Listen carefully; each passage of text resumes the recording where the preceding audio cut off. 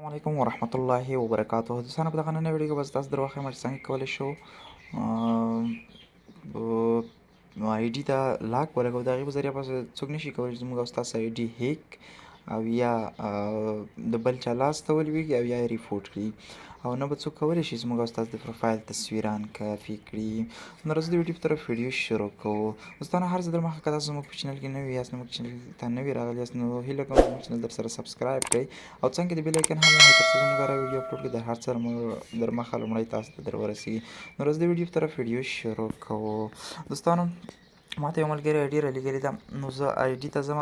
نو دوستانو تاسو به آی ډي ته چې کله لاړئ نو دلته کې به تاسو د 3 ډاټ باندې کلیک واخلئ.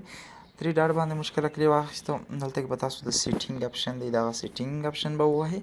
دوستانو چې کله تاسو سیټینګ اپشن ووهلو نو دوستانو تاسو د لږ لاندې راشئ نو دلته کې به تاسو ووهئ پروفایل لاکینګ.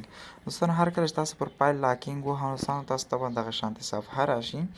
نو په دغه شانتې صفحه کې به تاسو دوستانو دغه لاندې لاکینګ پروفایل چې دی که نه نو دغه به تاسو ووهئ.